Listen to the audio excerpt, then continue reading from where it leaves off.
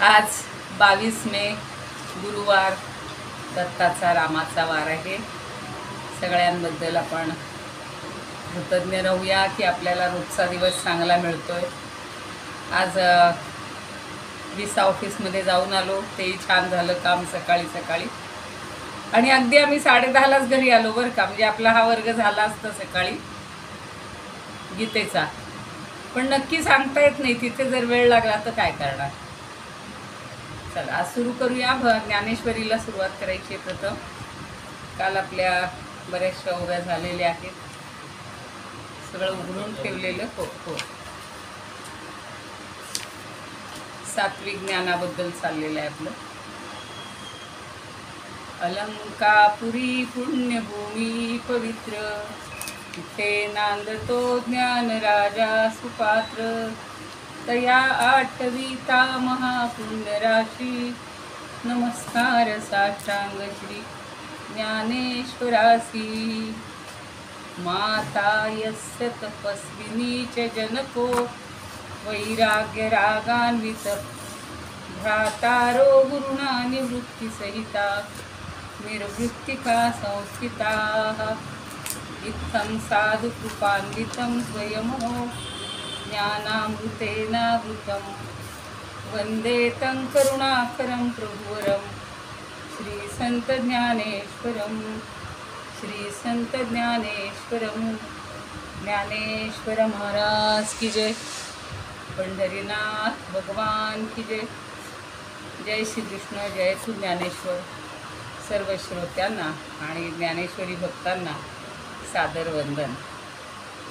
सगळ्यांचं स्वागत आहे. कोणी नव्यानं आले असतील तर, कोणाला अजून जॉईन व्हायचं असेल तर.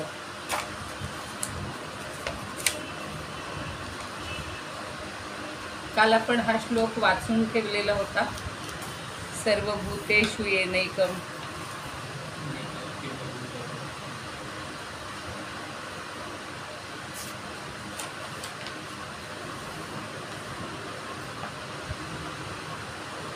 सांख्यशास्त्राचं काल महत्त्व सांगणं चाललं होतं.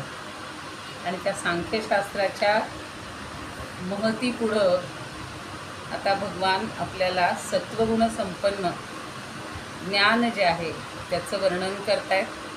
20वा श्लोक आपण पाहिला होता, पुन्हा एकदा बघूया. सर्वभूतेषु येनैकं भावमव्ययमीक्षते, अविभक्तं विभक्तेषु तज्ज्ञानं विद्धि सात्विकं. थोडक्यात अर्थही मी सांगितलेला होता, पुन्हा एकदा बघूया. सर्वभूतेषु म्हणजे सर्व प्राणीमात्रांमध्ये. येन एकम. येन म्हणजे ज्यामुळं, अर्थात ज्या ज्ञानामुळं. एकम म्हणजे सगळीकडे एक. आणि पुढं संधी आहे भावम अव्ययम ईक्षते. भावम म्हणजे परमात्म्याविषयीचा भाव. त्यानंतर अव्ययम. अव्यय म्हणजे जो कधीही संपत नाही, नष्ट होत नाही असा, अविनाशी. आणि एकम एकच भाव असतो आणि अविनाशी असतो. आपण बघा व्यवहारामध्ये एखाद्या व्यक्तीबद्दल माझं चांगलं मत असेल आज, आणि उद्याच काही कारण झाले की लगेच ते बिघडतं, तर ते व्ययम मत आहे, अव्ययम नाही. पण भगवंताविषयी आपलं जे ठाम मत असतं ते एकच असलं पाहिजे आणि अविनाशी असं असलं पाहिजे. मत म्हणजे भाव. आणि शिवाय ते कसं आहे, अविभक्तम. इकडं तिकडं विभागलेलं नाही, म्हणजे विभागरहित, म्हणजे समभावाने स्थित. येन ईक्षते. येन म्हणजे ज्याने, म्हणजे अर्थात ज्या ज्ञानामुळे. ईक्षते म्हणजे माणूस पाहतो. तत् ज्ञानम सात्विकम स्मृतम. ते ज्ञान सात्विक आहे असं तू जाण, किंवा असं म्हटलं जातं. म्हणजे ज्या ज्ञानामुळं निरनिराळ्या सगळ्या प्राणीमात्रांमध्ये, भूतांमध्ये एकच परमात्म भाव, विभक्तरहित आणि समभावानं भरून राहिलेला आहे, असे जर जो पाहतो ते ज्ञान सात्विक आहे असं समज. काल त्यासाठी मी 1-2 उदाहरणं सांगितलेली होती. आपल्याला आठवत असेल की एकनाथांनी त्या तरुण पोरांनी टवाळकी केली होती तर त्या गाढवाला सुद्धा काशीहून आणलेली गंगा पाजलेली. खरं तर त्यांना रामेश्वरापर्यंत न्यायची होती, पण त्यांनी विचार केला की रामेश्वरला तरी ते देवाच्या इथं म्हणजे एका मूर्तीच्या इथं आपण नेणार, त्यापेक्षा हे साक्षात परमात्मा इथे तडफडत आहे, तो प्राणी गाढव, म्हणून त्याला ती सगळी गंगा पाजलेली. ज्ञानदेवांनी तो पशुमुखातनं वेद हे केले, कारण सगळ्यांनी थट्टा केली की तू जर म्हणतो सगळ्या प्राणीमात्रामध्ये एकच परमेश्वर आहे, तर याच्या तोंडून वेद बोलून दाखव बरं. एवढं आव्हान दिलेलं होतं, पण त्यांना सगळीकडे तो परमात्माच दिसत होता ना. त्यामुळं उलट त्यांनी प्रेमाने त्याच्या मस्तकावर हात ठेवला आणि ओम अग्नी मिळे पुरोहितम सुरू केलं, तर तो पशुमुखातनं सुद्धा वेद बोलायला लागले. नामदेव जेवायला बसल्यानंतर कुत्रा येतोय, पोळी घेऊन जातोय, तर ते म्हणतात अरे अरे अरे अरे कोरडी पोळी खाऊ नको, थांब मी तुला त्याच्यावर तूप देतो. आता या तिघांमध्ये तर आपल्याला हे दिसतंच आहे. मागे तसंच सांगितलं होतं की रंतीदेवाला सुद्धा सगळ्या प्राणीमात्रांमध्ये, सगळ्या माणसांमध्ये, मग ते ब्राह्मण असू, क्षत्रिय असू, वैश्य असू, शूद्र असू, किंवा अगदी कुत्र्यांना घेऊन येणारे असे जे अत्यंत शूद्र असे लोक आलेले असताना सुद्धा आपल्या घासातला घास ते सगळ्यांना देतात. अशी कित्येकांची उदाहरणं आहेत. तर याच्यावरून हे म्हणजे तर्क, हे एक ज्ञान काढलेलं आहे, तत्त्व काढलेलं आहे की जो भिन्न भिन्न भूतांच्या ठिकाणी सुद्धा एकच अविनाशी आणि अविभक्त तत्त्व पाहतो, तेही आत्मतत्व पाहतो, नांतं आहे हे लक्षात घेतो. असं ज्याला दिसतं ते जे ज्ञान आहे, त्याच्यामुळं हे ज्ञान सात्विक ज्ञान. आणि तेच आता आपल्याला राजसदान बघायचं ज्ञान ते एकदम विरुद्ध आहे. त्याची समश्लोकी बघूया.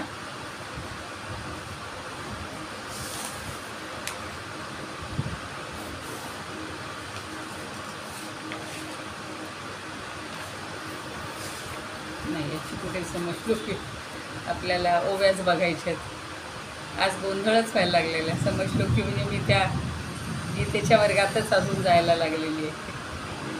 आता आपण हे पाहतो आहोत, ज्ञानेश्वरीतल्याच ओव्या पाहिजे.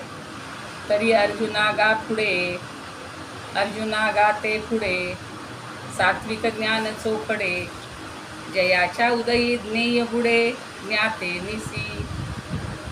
आता इथे जे सांगितले सगळ्यांमध्ये एकच अविनाशी तत्व आहे असं समजतं. आता त्याचा अधिक खुलासा, अधिक आपल्याला सविस्तर सूक्ष्मपणानं, सविस्तरपण आणि सूक्ष्मपणानं पण ज्ञानदेव सांगत आहेत की अरे अर्जुना, आता तुला हे सात्विक ज्ञान कसं आहे ते सांगतो. सात्विक ज्ञान चोखडे, हे सात्विक ज्ञान जे आहे ना ते चोखडं आहे, शुद्ध आहे. जयाच्या उदयी ज्ञेय बुडे, आणि ज्याच्या ठिकाणी ज्ञेय हे ज्ञात्यासह बुडून जातं. ज्ञाते निसी म्हणजे ज्ञाता, ज्ञेय आणि ज्ञान ही जी त्रिपुटी आपण पाहिलेली आहे. तर ज्ञाता म्हणजे तुम्ही ज्ञान घेत असाल तर ज्ञाता, मी घेते तर मी ज्ञाता. ज्ञेय म्हणजे ही ज्ञानेश्वरी, आणि त्याच्यातून हे आत्मतत्वाचं ज्ञान मिळते. तर एकदा हे ज्ञान झालं की काहीच उरत नाही. हा ज्ञाताही वेगळा दिसणार नाही, ज्ञेयही वेगळं दिसणार नाही, तर फक्त ज्ञानाचाच अनुभव येणार आहे. फक्त ज्ञान, ज्ञानामध्ये ज्ञाता आणि ज्ञेय हे विरघळून जातात, मिटून जातात. हा भेदच उरत नाही. ही त्रिपुटी कधी असते? जेव्हा मी ज्ञानाला वेगळं समजते, त्या विषयाला वेगळं समजते, ज्ञेयाला वेगळं समजते, आणि मी ज्ञाता म्हणून तिसरीच असते. म्हणजे वेगळं दिसतो. वेगळेपणाने जेव्हा हे ज्ञान असतं तेव्हा अजून आपल्याला हे ज्ञान झालंच नाही. पण एकदा आत्मज्ञान झालं की सगळ्यामध्ये हे ज्ञाता, ज्ञेय सगळे त्या ज्ञानामध्ये मिळून जातात, मिसळून जातात, बुडून जातात. बुडून जातं म्हटलेलं. जयाच्या उदयी ज्ञेय बुडे. आता त्याची उदाहरणं किती सुंदर देतात बघा. तीच उदाहरणं पण पुन्हा प्रत्येक ठिकाणी कशी छान आपल्याला समजावून देतात जैसा सूर्य न देखे अंधारे, सरिता नेणी जती सागरे, काकवळली या न धरे आत्मछाया. 3 उदाहरणं दिलेली आहेत बघा, की सूर्य कधी अंधाराला पाहू शकतो का? सूर्याला कधी अंधार दिसणारच नाही, कारण त्याला सगळा प्रकाश, म्हणजे त्याला सगळं ज्ञानच आहे. तसा हा ज्ञाता आहे, त्याला फक्त ज्ञान झालं की हे सगळं मिटून जातं. सरिता नेणी जती सागरे, आणि सरिता म्हणजे नदी. नदी कधी समुद्राला येऊन मिळते तर तिला कधी समजतच नाही आपण त्या समुद्रात कधी आलो, किंवा आपण ते आहे ना, सरिता बिघडली सागर रूपी झाली, आम्ही बिघडलो तुम्ही बिघडाना. तर बिघडाना म्हणजे तो बी शब्द वेगळा घ्यायचा आहे. तुम्ही बी म्हणजे तुम्ही सुद्धा, घडाना म्हणजे घडा, कुणासारखं आमच्यासारखं घडा.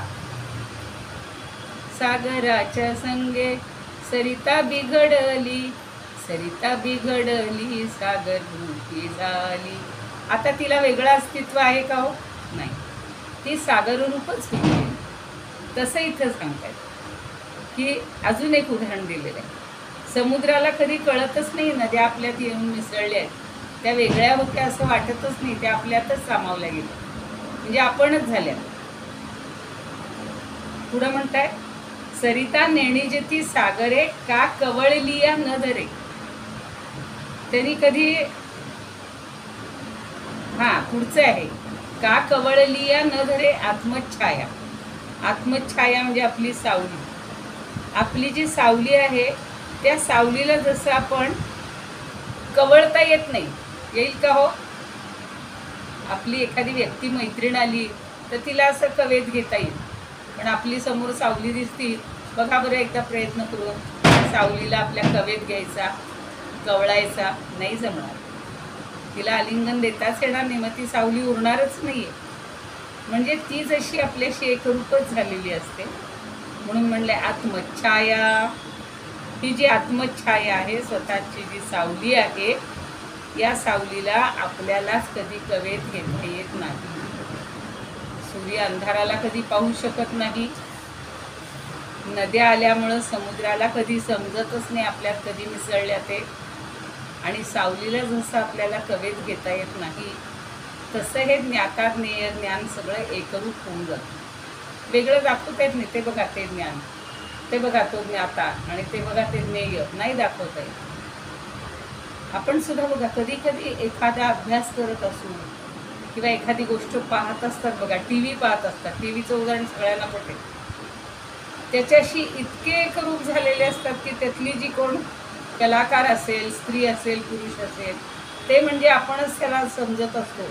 तर तिला जसा काही त्रास होत असेल किंवा तिला जसा आनंद होत असेल तसा मीही कधीतरी अनुभवलेला असतो, आणि तो मला आठवत असतो की अरे च्या, हे सगळं माझ्या बाबतीत असं घडलंय. म्हणजे ती नायिका म्हणजे मीच होऊन गेलेली असते, त्यात भिन्नता दिसत नाही की नाही.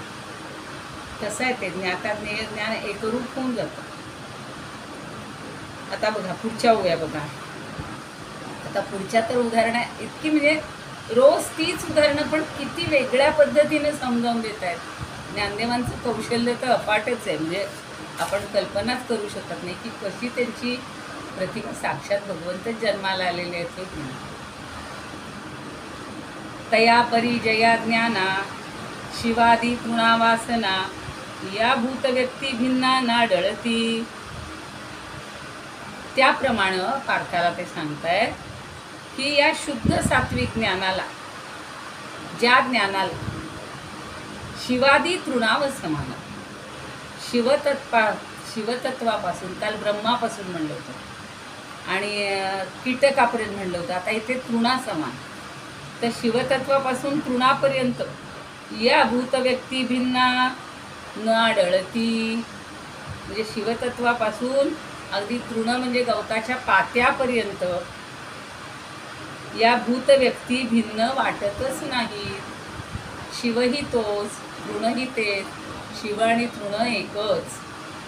म्हणून काल जे वाक्य होतं ते असं होतं, स्तोत्रात सांगितलं होतं मी, आ ब्रह्मस्तंभ पर्यंतम सर्व मायामयम जगत. त्या ब्रह्मदेवापासून गवताच्या काडीपर्यंत सगळं हे ब्रह्ममय आपलं मायामय जगत आहे.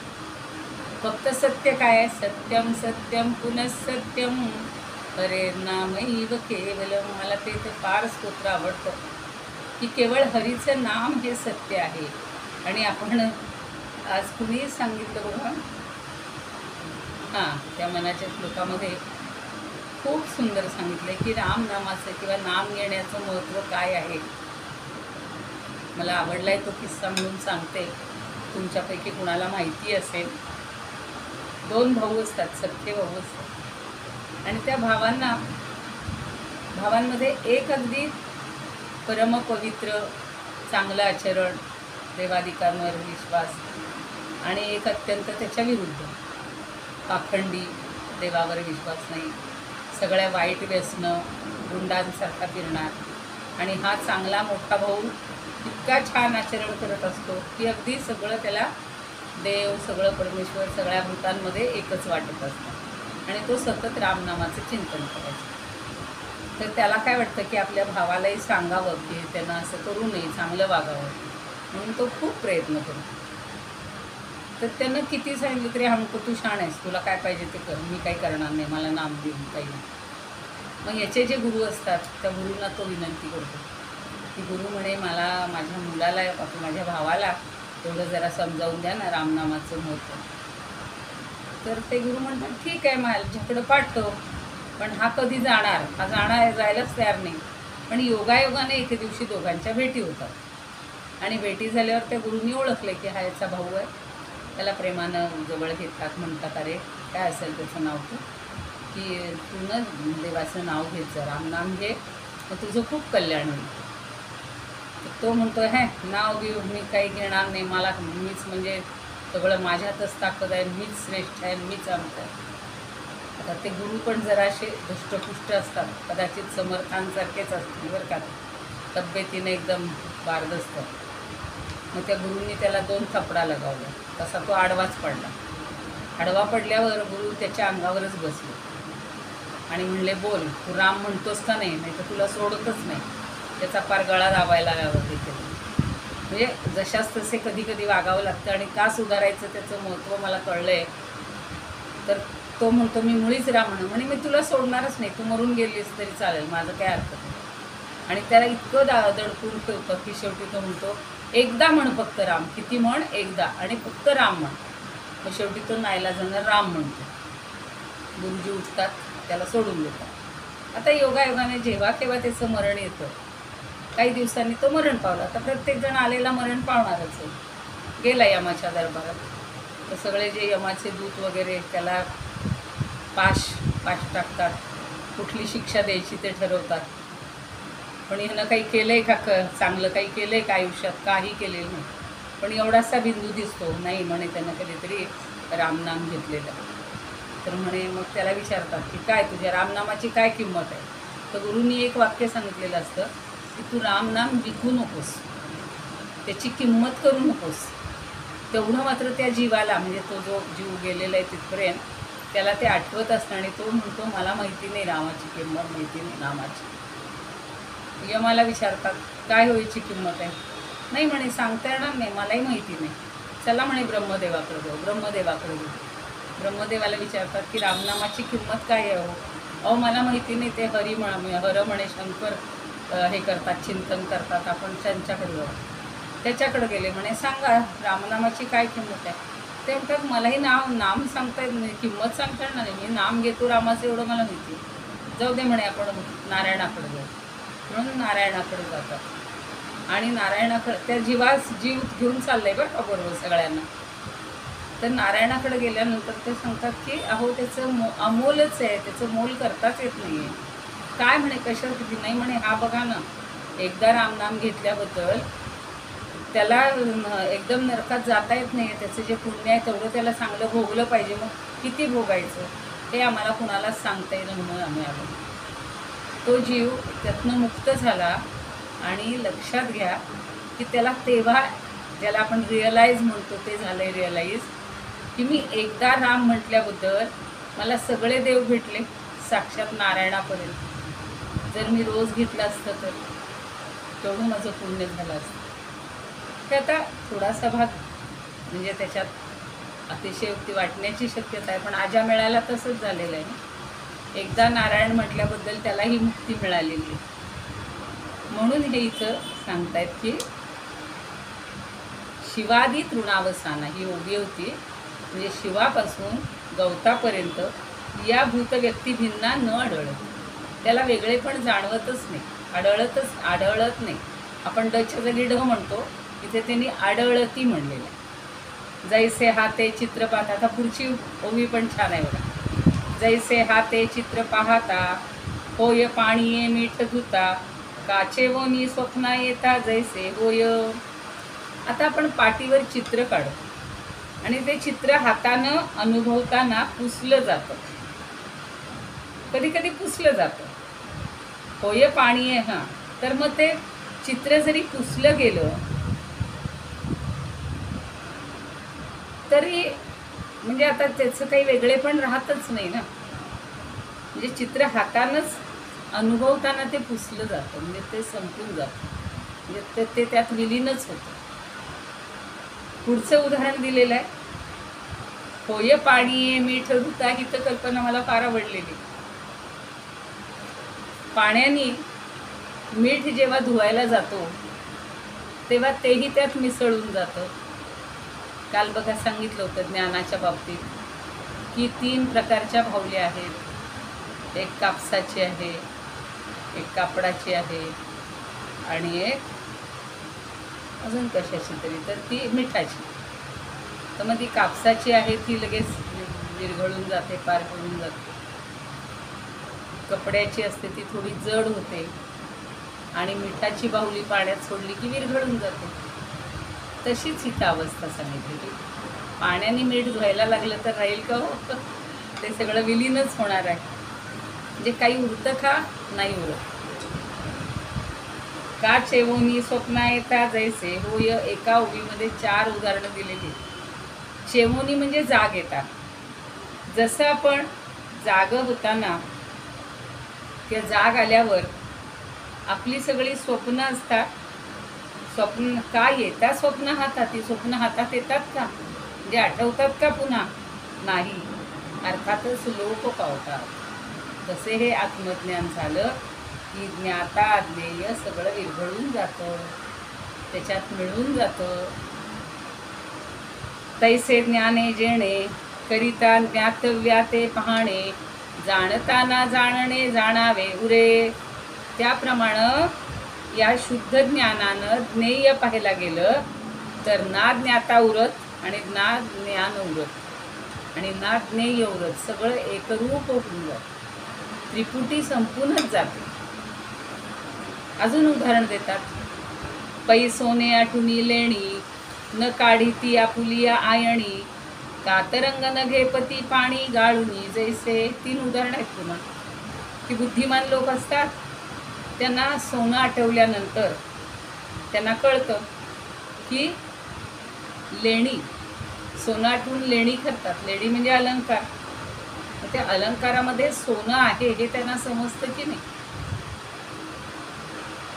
न काढी ती आपुली आयणी, मग पुन्हा त्यांना असं वाटतं का सोनं मिळवण्यासाठी पुन्हा ते दागिने बाजूला केले पाहिजेत, दागिन्यांचं रूप बदललं पाहिजे.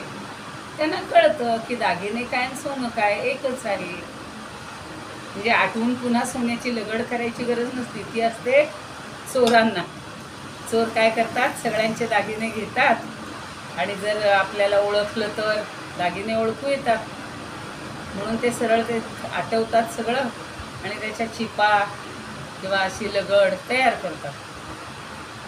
तर आता इथे पुन्हा काही त्या सोनं पाहिजे म्हणून बुद्धिमान लोक अलंकार काही हे करायला बसत नाहीत, आठवायला बसत नाहीत आणि ती लगड केली तरच ते सोनं आहे असं नाही. कुठल्याही रूपात असलं तरी ते सोनं आहे हे त्यांना कळतं. तसं अजून सांगितलं,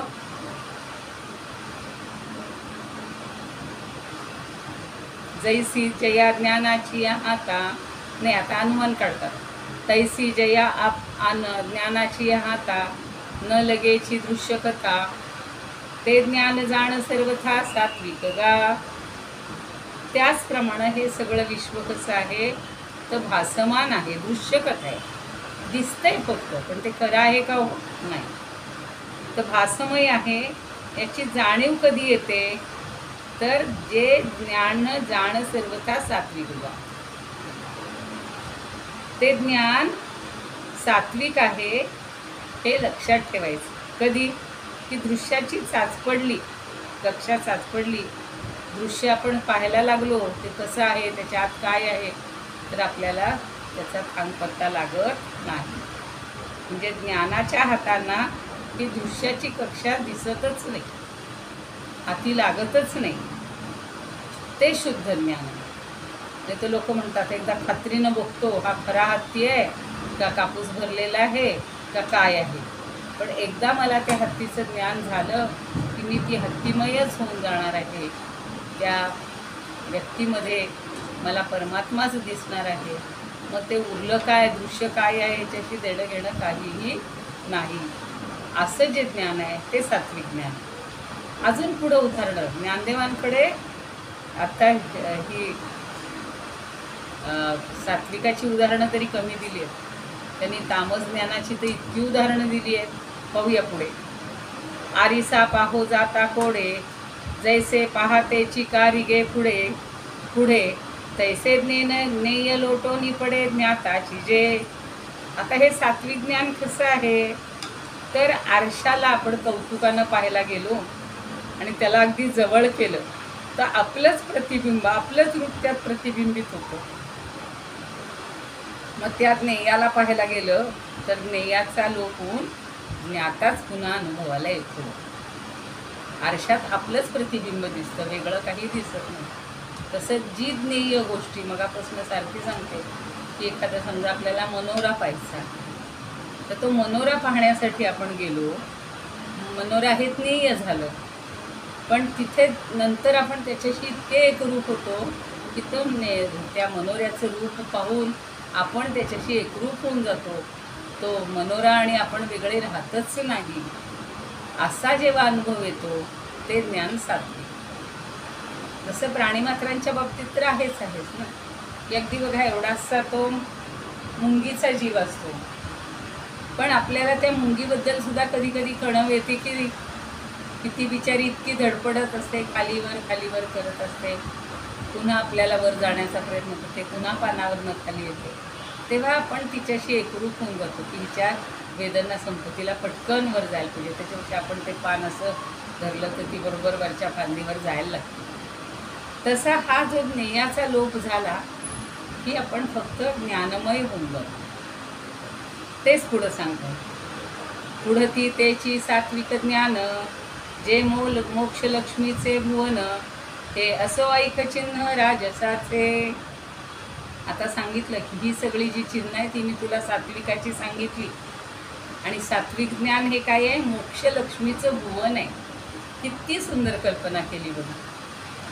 जशी धनलक्ष्मी आहे तशी मोक्षलक्ष्मी, ही मोक्षलक्ष्मीच आहे सात्विक ज्ञान म्हणजे. ठीक आहे म्हणतात, असो हे असू देत, ऐक चिन्ह राजसाचं. आता तुला राजसाचं चिन्ह सांगतो असं पुन्हा ते म्हणतायत. आता आपण एवढ्या ओव्यांचा जरा स्वरूपानंदांचा आस्वाद घेऊया.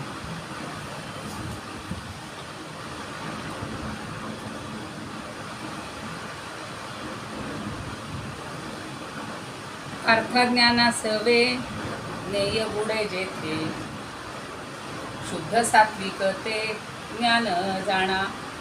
जैसा दिवा कर न देखे अंधार, न जाणे सागर सरितासी. किंवा साऊलीस मिठी मारू जाता, नये जैसी हाता आपुलिया. जैसे जया ज्ञाना शिवादी तृणांत, शोधू जाता द्वैत आढळेना. पाहू जाता चित्र हाते सारवून, नातरी लवण दुथा जले जले. होबोनिया जागे पाहू जाता स्वप्न, जायते लोकोन एकाएकी. तैसे जेणे ज्ञाने पाहू जाता ज्ञेय, निकुटीचा लय होय पार्था. काय आठवाया लागती भूषणे, वहावया सोने बुद्धिमंता. काय लाटा लागी गाळोनिया घ्यावे, तेव्हाची दिसावे उदकते. पारखा पाहू जाता कौतुके आरसा, दिसे त्यात जैसा पाहताच. तैसे जया ज्ञाने ज्ञेया ते लोटून, आपणा आपण पाहे ज्ञाता. सात्विक ते ज्ञान धनंजया जाण, होय जे भुवन मोक्ष श्रीचे. सात्विक ज्ञानाचे असो हे वर्णन, आता ऐक खुण राजसासी. आता एकदम ते तृणालागी आणि सोन्याच्या अलंकाराचं उदाहरण जेव्हा आलं आणि ज्ञानी माणसाला, बुद्धिमान माणसाला पुन्हा काही सोन्याचे दागिने आठवावे वाटत नाहीत. शुद्ध सोनं म्हणजे माझ्यात त्याच्यात सोनं आहे की नाही पाहण्यासाठी. म्हणजे सगळ्यामध्ये ती वस्तू काही असू, दागिना असू, मूर्ती असू, अन्य काही लगड असू, किंवा बिस्किटं बनवतात, किती सोन्याच्या वस्तू बनवतात, तर त्यामध्ये सोनं एकच असतं. मातीच्या सगळ्या वस्तू केल्या तरी त्या मातीच्या वस्तूंमध्ये माती हेच मूळ असतं. सगळ्या लोखंडाच्या वस्तू, आता हल्ली प्लॅस्टिकचा जमाना आहे, सगळ्या प्लॅस्टिकमध्ये फक्त प्लॅस्टिकच असतं, त्याची रूपं वेगळी असू दे, लोखंडामध्ये वेगळं असू दे, पण मूळ कार्ष्णाय असं म्हणलं. ते श्वेताश्वतर उपनिषद आहे, तर त्याच्यामध्ये ही अशी कथा आलेली आहे की तो आरुणी श्वेतकेतू, नाही छांदोग्य उपनिषदातलंच आहे, आरुणी श्वेतकेतू उपनिषद. श्वेतकेतू नावाचा त्याचा मुलगा आहे आणि आरुणी हा पिता आहे, वडील आहेत. तर 12 वर्ष गुरूंकडे राहून तो येतो आणि पिता विचारतो की का रे तुला सगळं आता ज्ञानी झालेलं आहे, त्याला जरा अशी चढलेली असती कॉलर, त्याची ताट झालेली असते, तर म्हणे तुला ते त्याच्याबद्दल सांगितलं का रे? ते म्हणजे काय? अहो ते तत्व, परमतत्व. तो म्हणतो मला नाही माहिती परमतत्व वगैरे काय. तर म्हणे तुझ्या गुरूंनी तुला समजावून दिलं असेल. तो म्हणतो त्या गुरूंनाच माहिती नसेल तर ते मला कुठले समजावून द्यायला. हल्लीची मुलं तशीच म्हणतात ना, आमच्या टीचरनाच माहिती नाही तर ते आम्हाला कुठलं सांगणार. तर ठीक आहे म्हणतो, म्हणे तुम्हीच मला सांगा ना काय आहे ते परमतत्व. तर मग तेव्हा त्यांनी ही अशी सगळी उदाहरणं दिली की सगळ्या सोन्याच्या वस्तू, अलंकार असू, मूर्ती असू, जे काही सगळं असेल त्याच्यामध्ये मूळ काय असतं? सोनंच असतं. लोखंडाच्या वस्तूंमध्ये मूळ काय असतं? लोखंड असतं. बरं, मातीच्या वस्तूंमध्ये काय असतं? मातीच असतं. असे अनेक उदाहरणं देतात आणि त्यातलं मूळ जे आहे ते आपण पाहायचं आहे. त्याच्यासाठी त्या वस्तू मोडायच्या, तोडायच्या काही गरज लागत नाही. तसं म्हणे हे ब्रह्मतत्व आहे, तसे हे आत्मतत्व आहे, ते सगळ्यामध्ये बनून राहिलेला. एवढं तुला ते अजून मोठा आहे, पण हा एवढा महत्त्वाचा किस्सा तुम्हाला सांगितला की त्या सोन्याच्या अलंकारावर. आता आपण राजस ज्ञान पाहणार आहोत.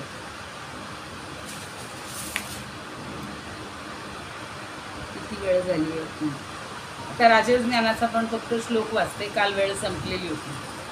पृथक्त्वेन तु यज्ञानम नाना भावान पृथक विधान, वेत्ति सर्वेषु भूतेषु तज्ज्ञानम विद्धि राजसम. आता हे राजस ज्ञान कसं आहे तर पृथक्त्वेन, म्हणजे त्याचं वेगळेपणा तिथे दिसत असतो. जसं आत्ता पाहिलं की ज्ञाता ज्ञेय ज्ञान हे वेगळं आपल्याला दिसत नाही, पण तू म्हणजे परंतु. पृथक्त्वेन तू, यश ज्ञानम, यत ज्ञानम. पृथक्त्वेन म्हणजे वेगवेगळ्या प्रकारे, भिन्न भिन्न प्रकारे.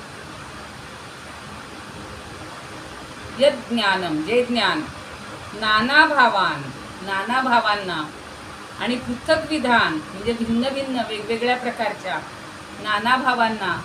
पृथक्त्वेन, पहिला शब्द आहे पृथक्त्वेन, म्हणजे वेगळं वेगळं, वेगळेपणानं. वेत्ती म्हणजे जाणून घेतो. आणि सर्वेषु भूतेषु, सगळ्या प्राणीमात्रांमध्ये हे वेगवेगळ्यापणानं हे ज्ञान जाणून घेतलं जातं. नाना भाव समजतात, भिन्न भिन्न वस्तू समजतात, त्या वेगळेपणानं समजतात. ते जे ज्ञान आहे तच, जसं यज ज्ञानम तसं तज ज्ञान, म्हणजे तत् ज्ञानम, यत ज्ञानम. तत् म्हणजे ते, यत म्हणजे जे ज्ञान हे सगळा वेगळेपणा दाखवतं आणि ते ज्ञान विद्धी राजसम, ते ज्ञान राजस ज्ञान होय असं समज, असं सांगितलं. आता उद्या बघूया आपण. आपल्याला हे सगळं माहितीच आहे. तू वेगळा, मी वेगळा, नातेवाईक वेगळे, मित्र वेगळे, हे सगळं जे वेगळेपणाचं ज्ञान आहे ते राजस ज्ञान आहे. आणि हे व्यवहारामध्ये ते जास्तच चालतं, पण त्याच्यातून आपल्याला आत्मज्ञानापर्यंत पोहोचण्यासाठी एक साधना करावी लागते, ते सात्विक ज्ञान. इदमुपकर्तुं भुवनमण्डलं समुदितमिव भास्करं सादरं वन्दे ज्ञानेश्वरं. त्रिभुवनमाता भगवद्गीता लोकमङ्गला लोकविश्रुता लोकहितं संततं ज्ञायता येन ज्ञानेश्वरी विरचिता. श्रुत्वा प्राकृतगिरं सादरं वन्दे ज्ञानेश्वरं सादरं वन्दे ज्ञानेश्वरम्. आरती ज्ञानराजा महाकैवल्य तेजा सेविती साधू संत मनोगला माझा. आरती ज्ञानराजा लोपले ज्ञान जगी इथनेणती कोणी. अवतार पांडुरंग नाव ठेविले. आरती ज्ञानराजा कनकाचे ताट करी तुझ्या गोपिका नारी. नारद तुंबरू सामगायन करी. आरती ज्ञानराजा प्रगट गुह्य बोले विश्वब्रह्म शिकेले. राम जनार्दनी पायी मस्तक ठेविले. आरती ज्ञानराजा महाकैवल्य तेजा सेविती साधू संत मनोवेदला माझा. आरती ज्ञानराजा. ज्ञानेश्वर महाराज की जय. पंढरीनाथ भगवान की जय. जय तू श्रीकृष्ण, जय तू ज्ञानेश्वर.